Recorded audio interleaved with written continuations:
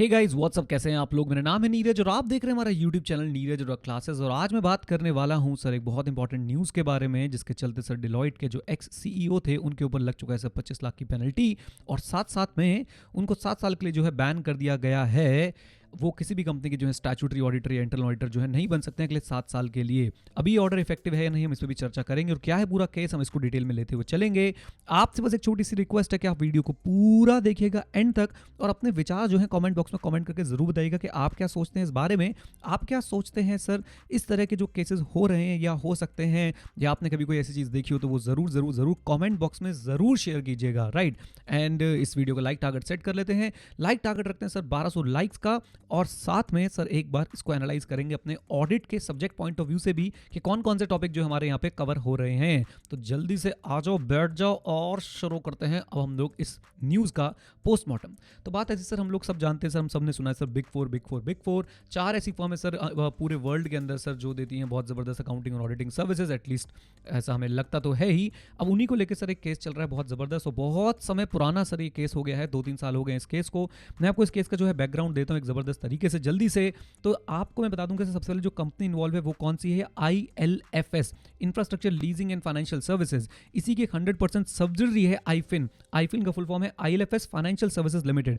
अब क्या है सर, आईफिन के ऑडिटर थे डिलॉयट और NFRA ने जो है एक quality review, audit quality review report बनाई थी आईफिन के स्टैट्यूटरी ऑडिटर की 2017-18 के जो ऑडिट हुआ था उसके लिए। और उसमें ये कंक्लूड किया था कि जो डिलॉयट जो ऑडिटर थे, they fail to comply with the auditing standard. यहाँ पे नोट करना बहुत ज़्यादा जरूरी होगा, they fail to comply with the auditing standard. अगर हम लोग सर अपने ऑडिटिंग पढ़ते हैं और उसमें सर हम लोग ऐसे 200 पढ़ते हैं, जिसका नाम सर मैं प्यार से बोलता हूँ ओयाकासा, overall objective of an independent auditor and conduct of an audit in accordance with SAs. तो साहब यहाँ पे बात आती है conduct of an audit in accordance with SAs. तो हमारा जो ऑडिट होता है सर वो in accordance with the standards of auditing issued by the Institute of Chartered Accountants of India and notified by the NFRA होना चाहिए, notified by the CG जो है होना चाहिए आफ्टर कंसल्टेशन विद NFRA।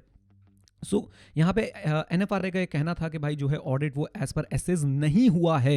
यहाँ पे सर NFRA ने जो है एक शोकॉज नोटिस भी इशू किया था, जो कि एंगेजमेंट पार्टनर थे। एंगेजमेंट पार्टनर कॉन्सेप्ट सर हम लोग अभी डिस्कस करने वाले हैं ऐसे 220 के अकॉर्डिंगली। मिस्टर उद्यन सेन को जनवरी 2020 में, और इसके रिप्लाई में उद्यन सेन साहब ने क्या किया कि हाई कोर्ट में, दिल्ली हाई कोर्ट में जो है एक पिटीशन डाल दी कि भाई NFRA की जो है वो जुरिसडिक्शन ही नहीं बनती है इस तरह के केसेस में, राइट। NFRA की जुरिसडिक्शन को जो है वो चैलेंज कर दिया। और 22 जुलाई को जो है NFRA का ऑर्डर आ जाता है जिसमें सर मिस्टर सेन को बार कर दिया जाता है 7 साल के लिए to be appointed as the statutory auditor और the internal auditor of any company in India, right. I think ये शायद ओवरऑल किसी भी ऑर्गेनाइजेशन के ऊपर एप्लीकेबल होगा, नॉट ओनली कंपनी। अच्छा जी, अब यहाँ पे सर और क्या डिटेल्स हैं मैं आपको जो बताना चाहता हूँ। तो मॉनेटरी फाइन भी लगा है 25 लाख रुपए का, ये बात मैंने आपको बताई दिया। तो एंगेजमेंट पार्टनर की जब बात चलती है हम लोग पढ़ते हैं ऐसे 220, और एंगेजमेंट पार्टनर की जो है रिस्पॉन्सिबिलिटी होती है एंगेजमेंट से रिलेटेड, उसकी परफॉर्मेंस से रिलेटेड और रिपोर्ट से रिलेटेड। मेनली ये रिस्पॉन्सिबिलिटी है कि सर जो रिपोर्ट इशू हो रही है वो as per professional and legal standards हो, इन कंप्लाइंस विद लॉ और रेगुलेशन हो, और जो कंक्लूजन्स बन रहे हैं सर वो भी हमारे एप्रोप्रिएट होने चाहिए। This is the main responsibility of the engagement partner. अगर मैं और रिस्पॉन्सिबिलिटी की बात करता हूँ तो चल लीडरशिप रिस्पॉन्सिबिलिटी है, एथिकल कंप्लाइंस है, या फिर इंडिपेंडेंस को लेकर जो रिस्पॉन्सिबिलिटी है, acceptance and continuance of client relationship है, assignment of engagement team, engagement performance monitoring and साथ साथ डॉक्यूमेंटेशन में भी काफी इंपॉर्टेंट रोल प्ले करते हैं एंगेजमेंट पार्टनर। तो यहाँ पे NFRA का कहना है कि सर सेन साहब जो है वो फेल हो गए अपना रोल निभाने के लिए एज एंगेजमेंट पार्टनर। और साथ साथ में क्वेश्चन उठता है इंडिपेंडेंस पे, और इंडिपेंडेंस पे जब क्वेश्चन उठता है तो वो फ्रेज आपके माइंड में जरूर आना चाहिए कि independence in mind and independence of appearance दोनों ही जो है वो होनी चाहिए, यानी दिखना भी चाहिए और एक्चुअली में होना भी चाहिए। इंडिपेंडेंस को लेकर सर मैं आपको एक बात बोलना चाहूंगा कि देखिए जरूरी नहीं है सर इंडिपेंडेंस इन फैक्ट ही एग्जिस्ट करे, but it must also appear to all the reasonable persons. And याद रखिएगा कि सर इंडिपेंडेंस को डिफाइन करना प्रिसाइसली बिल्कुल भी पॉसिबल नहीं है। जितने भी हमारे रूल्स और स्टैंडर्ड्स बनते हैं सर ये अपना किसी न किसी स्पेसिफिक पर्पस के साथ जो है डिफाइन करते हैं। यहाँ पे मैं ध्यान रखना है कि इंडिपेंडेंस के अगर 3 इंपॉर्टेंट कंपोनेंट की बात करूँ, खासकर इंडिपेंडेंस ऑफ माइंड की, तो वहाँ पे आता है integrity, objectivity and professional scepticism. और ऐसा कहा जा रहा है कि सर यहाँ पे जो है चीज़ों को ओवरलुक किया गया, यहाँ पे जो है नेग्लिजेंट थे ऑडिटर ऑडिट करते समय, यानी कहीं ना कहीं जो है प्रोफेशनल स्केप्टिसिज्म और ऑब्जेक्टिविटी और इंटीग्रिटी को जो है वो ध्यान नहीं रखा गया है, राइट।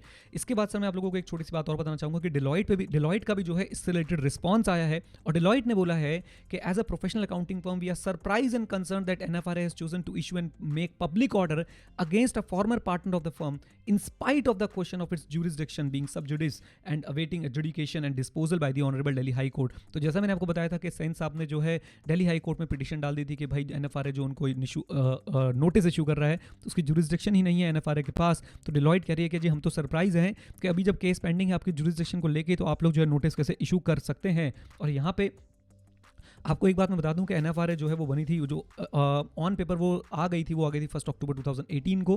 मैंने उसके लिए भी जो है एक वीडियो बनाया था बहुत पहले, लेकिन ये अभी तक का मुझे लगता है कि पहला, और ये तो कहना बिल्कुल सही होगा, पहला सबसे बड़ा ऑर्डर जो है NFRA का, ये अभी तक का सबसे पहला बड़ा ऑर्डर है, राइट। अब देखना होगा सर ये केस किस तरफ जाता है, क्योंकि डिलॉइट मुझे हार मानता हो तो यहाँ पर बिल्कुल भी नहीं लग रहा है। एक बात मैं आपको बता दूं कि सेन साहब ने जो है डिलॉइट से रिजाइन कर दिया है। He was the CEO of Deloitte, please correct me if I am wrong, और अभी वो जो है रिजाइन कर चुके हैं डिलॉइट से। बट बहुत ही इंटरेस्टिंग केस ये जो है बनता जा रहा है धीरे धीरे। और यहाँ पे देखना ये है कि क्या इंडिया की जो बॉडी है NFRA और जो सर हमारा इंस्टीट्यूट है, ये कितना सीरियसली लेता है इन चीज़ों को, और कैसे सर जो है एक्शन प्लान करता है इन चीज़ों के अगेंस्ट। यहाँ पे मैं बिल्कुल नहीं कह रहा कि डिलॉइट गलत है या कोई और गलत है, बस हमें देखना होगा कि सर इस तरह की चीज़ें जो है बाद में ना हो और आगे ना हो, क्योंकि इसमें अल्टीमेटली जो है as a citizen of the country मेरा फेथ जो है वो खो जाता है इंडिया की कंपनीज के अंदर, जब ऐसे केसेस होते हैं, जब सत्यम होता है, जब ILFS होता है, या जब और येस बैंक जैसे कुछ केसेस जो है निकल के आते हैं। और यहाँ पे ऑडिटर के कंधों पे एक बहुत बड़ी रिस्पॉन्सिबिलिटी होती है। और मैं रिसेंटली पढ़ भी रहा था, शायद हमारे एक्स प्रेसिडेंट साहब ने बोला था कि भाई ऑडिटर ठीक है, वॉच डॉग है, not a blood hound, but at least auditor should start barking, right. So ये चीज़ अभी मैंने कहीं पढ़ी थी, मुझे एक्जैक्टली याद नहीं है, बट मैं कोट बिल्कुल सही कर रहा हूँ, मैंने ये लाइन जो है कहीं पे पढ़ी थी। ओके जी, चलिए, आई होप गाइज आपको ये वीडियो पसंद आया तो वीडियो को लाइक कीजिए और चैनल को सब्सक्राइब कीजिए, और सर चैनल के साथ जुड़े रहिए ऐसी और अमेजिंग वीडियोस देखने के लिए। Thank you very much, stay connected, stay hit, जय हिंद। और हाँ, सीखते रहे मित्रों, क्योंकि सीखना बंद तो जीतना बंद। Bye bye and take very good care of your health. Parents का भी ध्यान रखें, अपनी मेंटल हेल्थ का भी ध्यान रखें, व्यस्त रहें, मस्त रहें, बस हारे ना। All the best.